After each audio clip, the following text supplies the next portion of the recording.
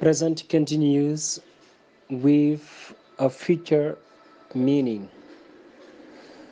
Voilà, tey ci leçon bi la dellusiwaat muy present continues mais this time with a future meaning maanaam tekkin boo xamante ni daal ñëwagut.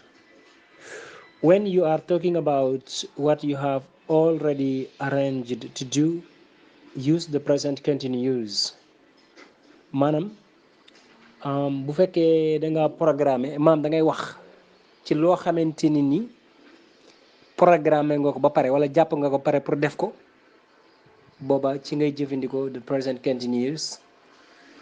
moo tax ñu ne when you are talking about what you have already arranged to do mooy loo xam ne jàpp nga ko def ba pare daal use the present continuous.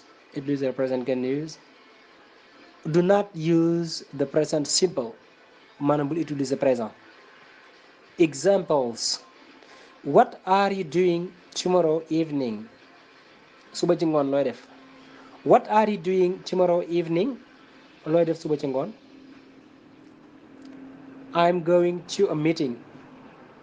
ci am ndaje la jëm. I'm working next Sunday. damay liggéey samedi bii di ñëw dimanche bii di ñëw. I'm going to a meeting. damay dem am ndaje. Are you meeting your friends tomorrow? Are you meeting your friends tomorrow? ndax dangay dajeek say xarit suba. Yes, we are going out for a drink. waaw dañuy génn maanaam pour naani dara dal.